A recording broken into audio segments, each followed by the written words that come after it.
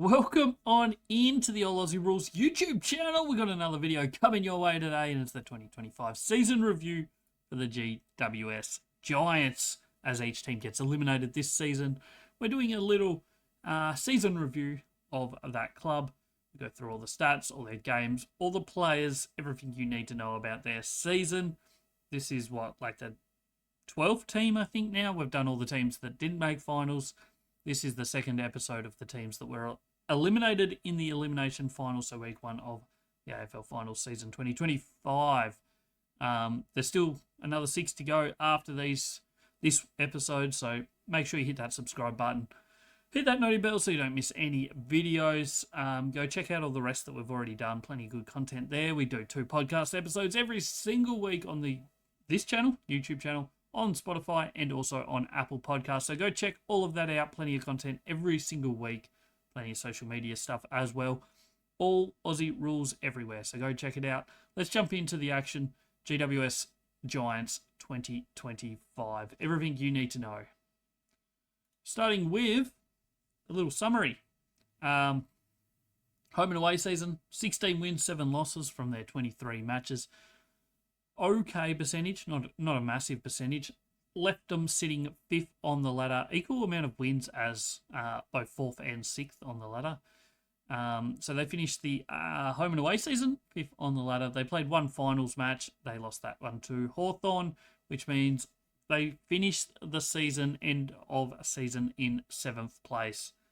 A bit disappointing in the grand scheme of things, I think. 3 years in a row they've played finals and they've finished worse each year.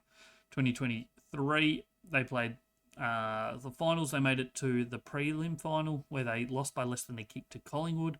They followed that up in 2024 by finishing top 4 in the home and away season, but going out in straight sets after being 40 points up in a semi-final against Brisbane and losing that one. So disappointing year then. And then this year they had plenty of wins, but unfortunately for them, finished 5th on the ladder due to percentage and get knocked out week 1 of the finals. So they've gone from week 3 to week 2 to week 1 in the finals eliminations across the last 3 seasons. A bit disappointing for them, I think, for a list that has a lot of talent. We'll get through that shortly. Points for just under 92 points per game, sits them the 5th highest scoring team in the competition. 80.87 has them the 9th best defense in terms of scoring. They used 36 players this season, which is the equal 10th most in the competition. 4 debutants, equal 11th in the competition. Average age of 25.51, so 25 and a half, is 10th most in the competition. And I think second youngest of the teams that were in the finals. So only behind Fremantle. So that's pretty solid, pretty youngish team, which is a good sign going forward. They've still got plenty of older class players, but they have a good sprinkling of very good young talent as well. I think that was helped by a few players leaving last season to go elsewhere that were like in that middle range of age, which meant they blooded a few more young players this year, I guess. Average experience of 101.48 games, which is the 9th most in the competition. Their record this season against top 9 teams was 6-6. Their record against the bottom 9 teams was 10-2. So pretty solid against the bottom of the ladder teams. Not so good against, only even, I should say, against the top 9, which were the competitive teams. Their 2 losses against bottom 9 teams were Sydney and Port Adelaide. So arguably the best 2 of the teams that didn't finish in the top 9. The Port Adelaide one was at home at Manuka Oval. So a little disappointing. If they had gone 12-0 against bottom teams, then they would have been top 4 and got that second chance. What did they go? 6-6 against the top 9, so pretty even. Mix of results across the year. They lost their first few against top teams other than Collingwood in opening round. They then lost to Hawthorn, Adelaide Bulldogs all early season. Also lost to Fremantle round 10. So plenty of ups and downs throughout their season. But overall, I think just a little bit disappointing for them in terms of where they've been the last few years and just their ability not to not go forward, but also to slowly, just slightly falling backwards. So we'll jump into match by match now. As we said, opening round started absolutely perfect for them. Beat Collingwood by 52 points in an absolute thrashing. Then round one was at the MCG. It was a wet and miserable day, and they just got over the line over Melbourne. Wasn't the most impressive win, but got them to 2-0. They then had the bye in round two. Before they headed down to Launceston for Utah's Stadium against Hawthorn, windy day. They were 5 goals up with the wind in the first quarter. Hawthorn then took control of the game from then on out, and Hawthorn won by 12 points. They then beat West Coast and St Kilda reasonably healthily in the next 2 weeks before 3 losses in a row had them in a little bit of trouble at 4-4 after they lost to Adelaide Bulldogs Sydney after round 8, 4-4. Not terrible, but a few more losses than they probably would have liked at this point. Then they beat Geelong, which is a really good win, before losing to Fremantle at home, which was one of the surprise results of that early season, I guess. Fremantle at that point hadn't hit their straps, and a little bit of a disappointing result there. Carlton, Richmond took care of both of them. Richmond was only just after being about 5 goals down at three-quarter time. Port Adelaide lost by 16 points, then beat Brisbane and the Gold Coast going into their round 16 bye. They came out of the bye, beat West Coast. Geelong by 26 points was a good win. Essendon and Sydney. So 6 wins in a row at this point. Had them thinking that top 4 was a real possibility again. And then that really got kind of hurt quite badly the next week because they got lost by 88 points to the Western Bulldogs at Marvel Stadium. It was a stinker night, that one, for the Giants.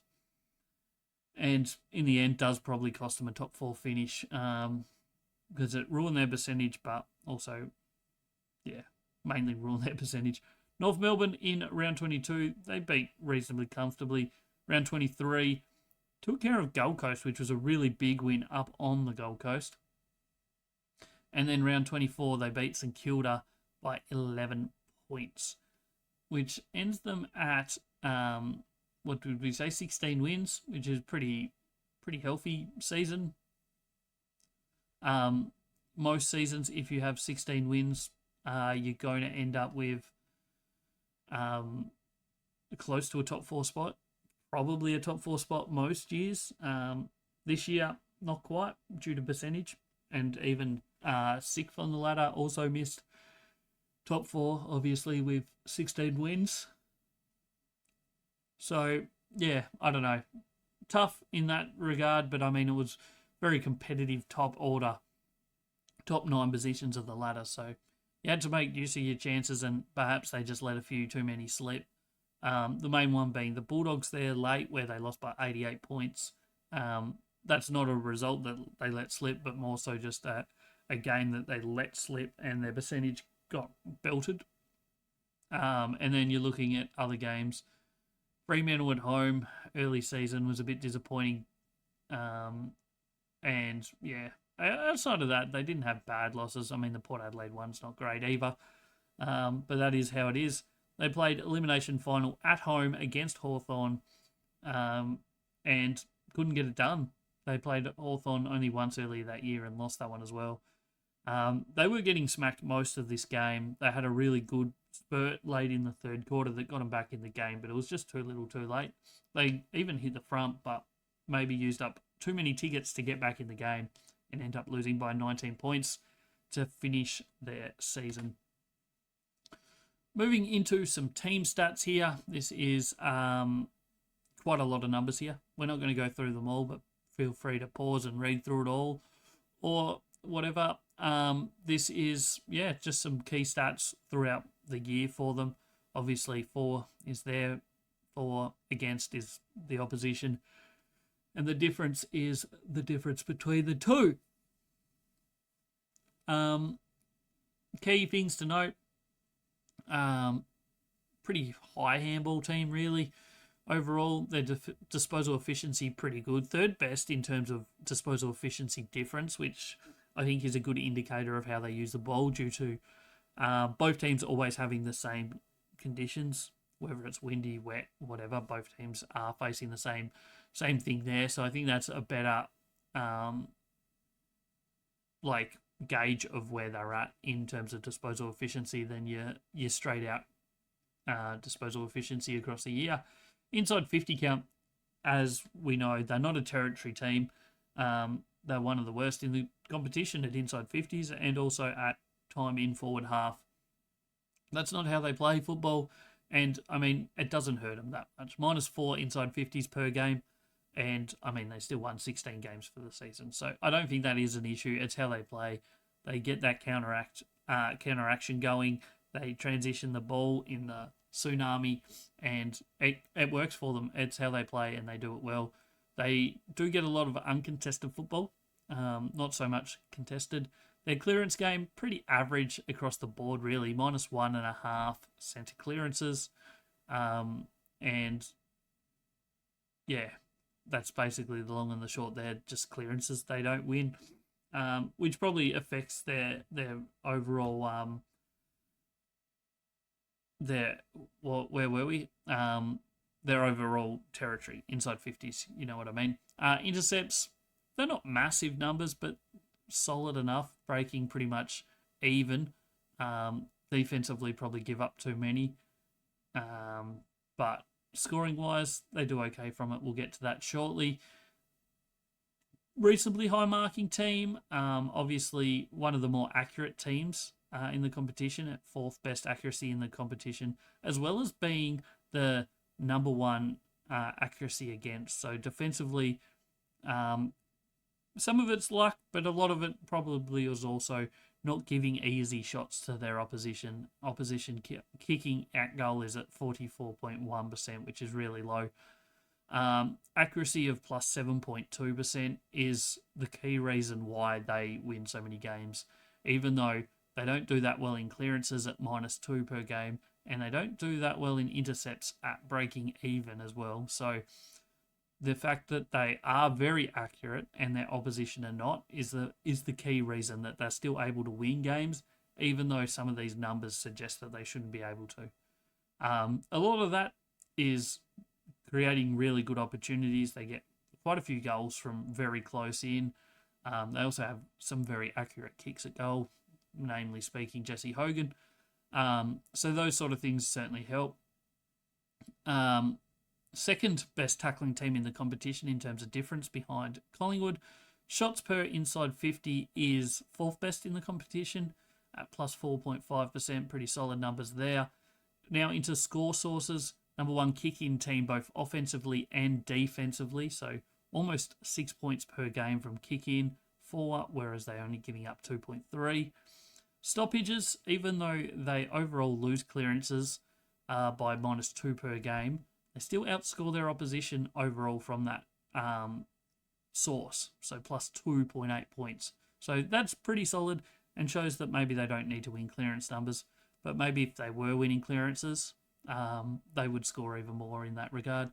Turnover-wise, they break even in terms of intercepts, but from scoring, slightly up, 4.5 points, which is the 8th best in the competition. Score origin, no surprise here, really good from the back half. We all know that they are. The tsunami gets talked about non-stop, and probably rightly so. 3rd best in terms of scoring 4 from the back half, and 2nd best from defending against it at only 24 points against per game. Plus 14.8 points from the back half is huge difference. Only one team ahead of them in that regard. Scoring from forward half is obviously an issue. It's not that surprising when you look at their time in forward half is very, very low compared to pretty much every other team. So it's not that surprising that they don't have great numbers there at -2 points per game. And centre bounce, even though they lose centre clearances -1.5, they only just lose scoring -1.8. So probably not too shabby given that they aren't great in the centre clearance game. Moving into the player update now. Firstly, we'll start with the players that missed at least 5 or more games. This is not everyone. It's some key players that I would think play more games than this if they are fit and healthy. Some are form related, some are injuries, some are suspensions. You know the drill. First of all, Brent Daniels up the top. He missed 18 games. We'll get to him shortly, but he was definitely someone that they missed a lot this season. Connor Stone missed 17 games. Harry Rouston missed 14. Ryan Angwin, 14. Stephen Caniglio missed 14 matches as well. Callan Ward missed 12 after doing his knee mid-season. Lee Kalia missed 11. Jacob Ware, 10. Stringer, the package, missed 9, as did Josh Kelly. Jesse Hogan missed 8 games. Joe Fonte, 7. Harvey Thomas, 6. And Jack Buckley missed the 5 matches. So they're all the key players that missed quite a bit of football. Players that were on their list in 2024 but no longer on their list in 2025. This is not all of them. The delistings don't get mentioned, but it's the ones that go to other clubs or retire. Isaac Cumming was a big one. He went to Adelaide. His rating dropped quite a bit at Adelaide, but he was certainly someone that they missed this season. Nick Haynes, his rating went up since going to Carlton. He had a really, really good year for Carlton. There's no doubt about that. But his form hadn't been great for GWS, I don't think. James Peatling also went to Adelaide, so 2 players went there. Once again, his rating was less at Adelaide than it was in his final year at GWS. Once again, another player that I think they clearly missed. He played mainly outside mid last year. He had a few games inside mid, but perhaps he would have been very helpful for them this year. Harry Perryman, he went to Collingwood, another player that's rating dropped, but him as a general defender, do they really need that position? Probably not. They're pretty stacked in general defending, so maybe not the biggest loss for them. Adam Kennedy retired, but he didn't play last season. Anyway, moving into position by position, starting in the back line with the general defenders, they obviously have some class back here. They have the 2 good ball users that they love to give the ball to and build those big tsunami runs with, and that's Lockie Whitfield and Lockie Ash. Ended up 3rd and 4th highest rated general defenders in the competition for the season. Lockie Whitfield slightly up from 9th to 3rd, whereas Lockie Ash was the big move up this year, 39th into 4th best general defender. He had an outstanding season. Spent most of the year slightly higher than Lockie Whitfield in terms of rating. That kind of changed late in the year though, but still very, very good year from both of them. Harry Himmelberg plays a little bit of key defence and general defence, and even rotates around the ground a little bit, to be completely honest. He had a good year. He was needed in different roles this year than last year a lot more, I think. His rating's still pretty good, only just down on last year. Connor Iden probably wasn't as good as he was in 2024. We were very big on him last year here at All Aussie Rules as one of the best lockdown medium defenders in the competition. Still a really good year. Probably not quite as good as 2024, though. Jacob Ware missed a bit of football. His rating slightly went up as he played a little bit more defensive time this year. Joe Fonte played 17 matches in the end. That 2025 rating is incorrect, so please ignore that. That should be 32.23.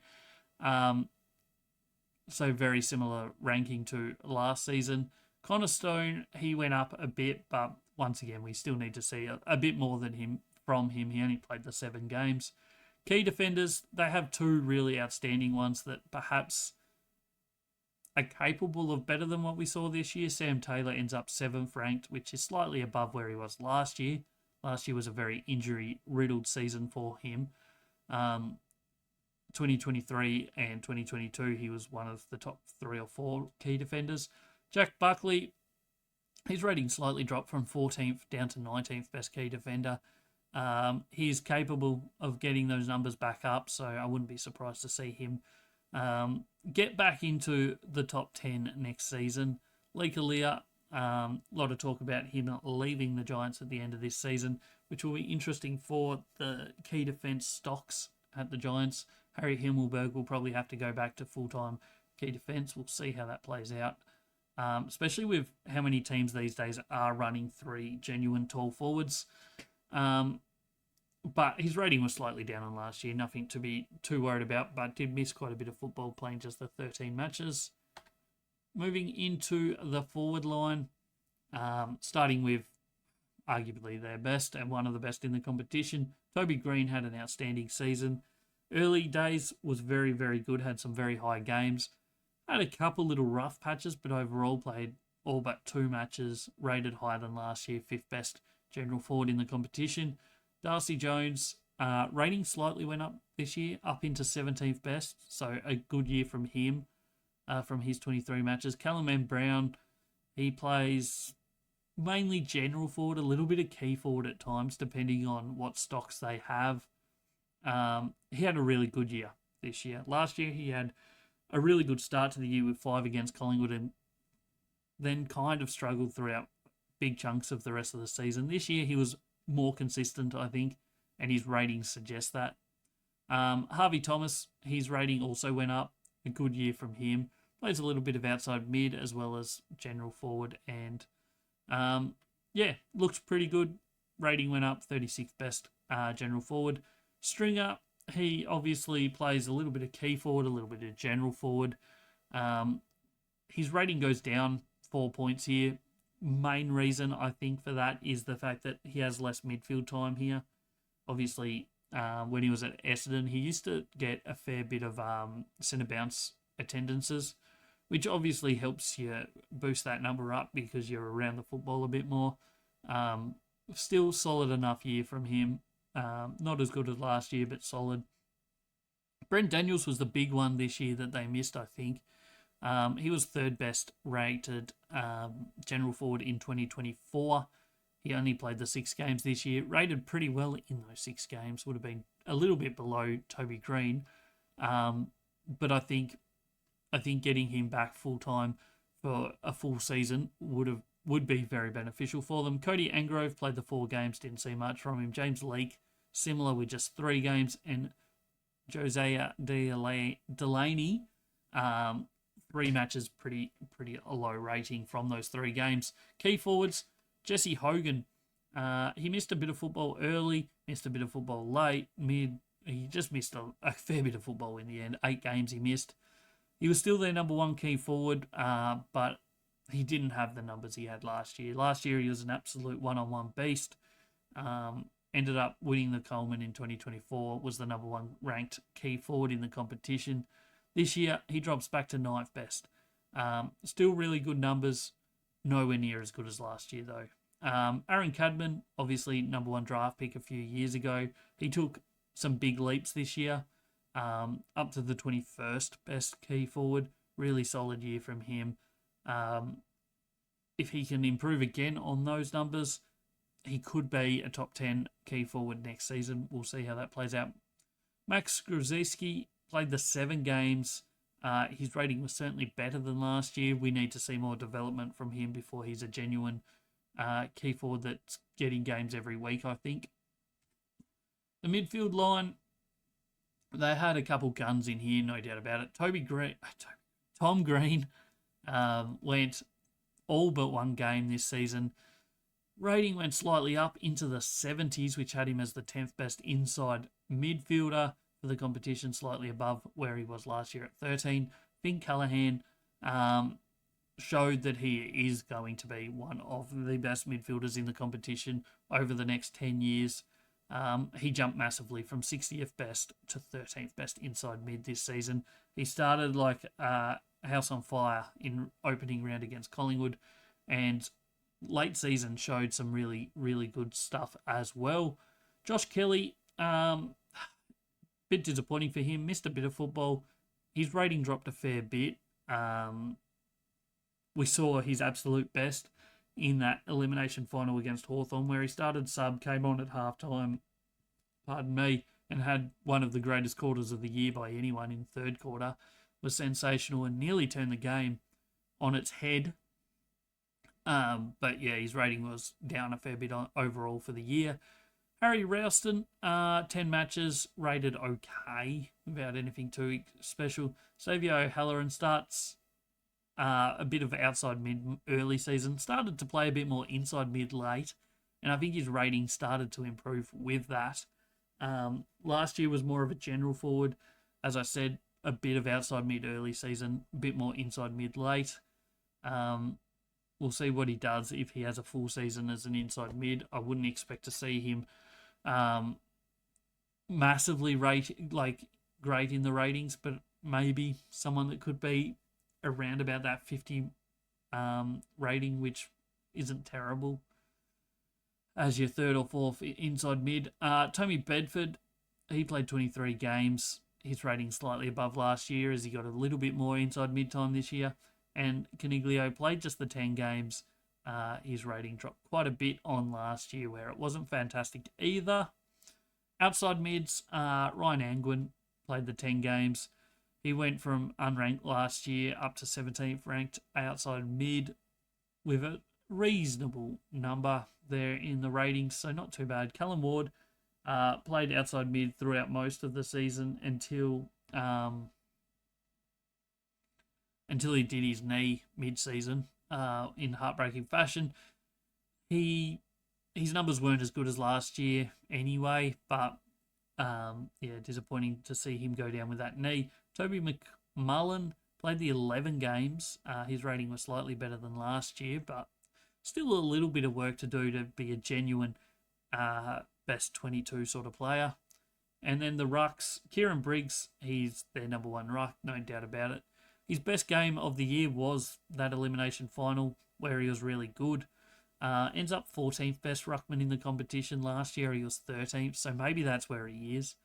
I personally think he's capable of being a top 10 ruckman in the competition. His best is certainly good. He has some quiet games, which hurts him a little bit. Jake Riccardi, not technically a ruckman, he is a key forward.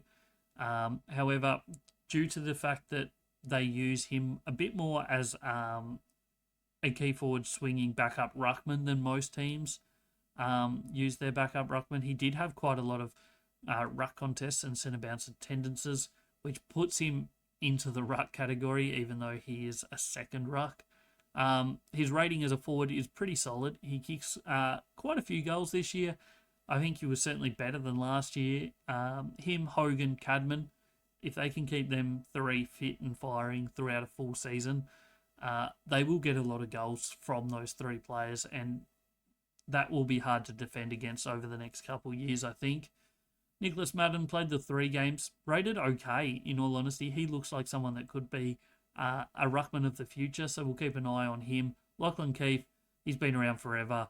He's a backup ruckman that comes in when needed, and that's about all there is to say about him, I think. Moving into a little position summary for the Giants. If you're new around here, obviously we do our ratings, which you've just seen a lot of. And then once we've done them and put them in position, we do a little class category for each player. Top 10% of each position is elite. 10 to 25% is top class. 25 to 40% is above average. 40 to 60% is average. And then everyone below 60% is below average. Unranked players are people that played less than 50% game time, who didn't play at least 50% game time in 5 or more games throughout the season. I worded that really weird, but I think you get the picture. So this is just a little summary of the Giants list based on this season's numbers alone. 4 elite players is pretty high. Average for each club is, I think, 2 or 1.8 or something like that. 2 general defenders, 1 general forward, and 1 inside mid, all in the elite range. They also have 4 in the top class, so 8 out of their starting 22 are in the top 25% of their position, which is pretty solid, in all honesty, and one of the better lists that we've seen in that regard so far. 6 in the above average category. You'll notice the big glaring holes are the ruck and outside mids for the Giants. They've got no one all the way down to average in both of those categories. Just the 3 in average is probably where they drop off a bit, because they have the 14 players above average or better, so that's in the top 40% of each position. to have 14 players in those categories, really, really quite high. But then they only have 17% in average or better. You want to get that number as close to your 22 so you can have basically your whole best team all in that top 60% of their position would be the ideal scenario.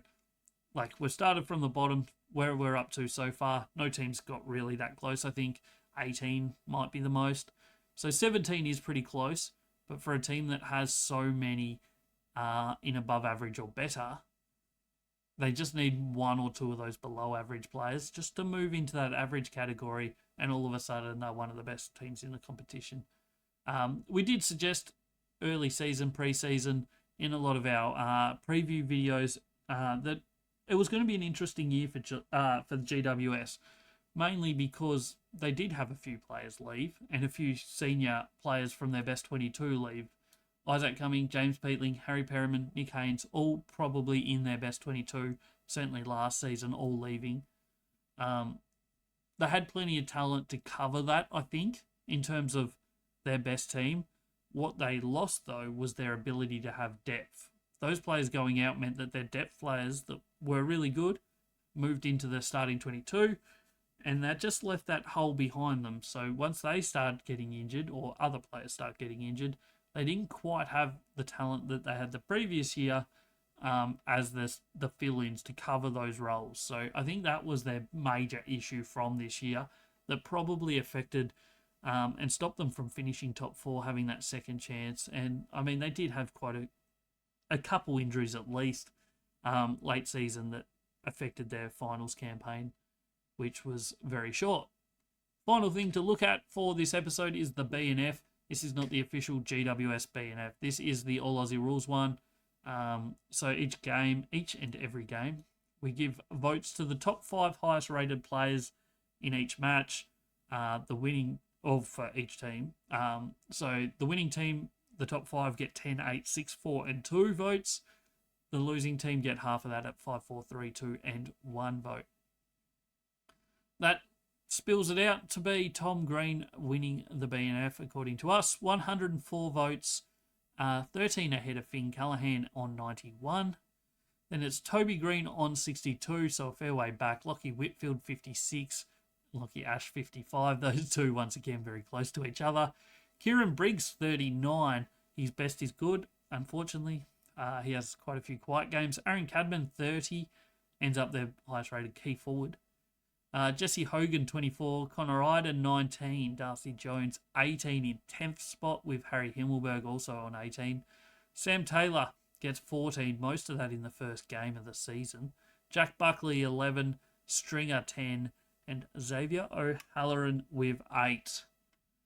So, that's the GWS Giants season 2025. Jump in the comments below. Let me know what you thought of the Giants season. Let me know where you see them finishing next year. Do they make another run at it? They still have a very, very talented list. If they can stay fit and healthy, they'll be hard to beat. But yeah, jump in the comments. Let me know. Don't forget to like the video if you enjoyed it. Don't forget to subscribe. Please hit that subscribe button. Something like 82% of my view time is by people that aren't subscribed. Every sub does help, so do that. Don't forget to check out the social medias. We have content almost every single day all over the internet, so go check it out. All Aussie Rules everywhere. My name's Jay. This was another episode of the All Aussie Rules YouTube channel. This was the 2025 season review for the GWS Giants. We'll be back with another video very soon. We've still got a couple more season reviews to do. The podcast for the AFLW episode will be going out in the next couple days as well, so go check that out. Plenty of good AFLW content on the channel. Appreciate you being here, and I will catch you on the next one.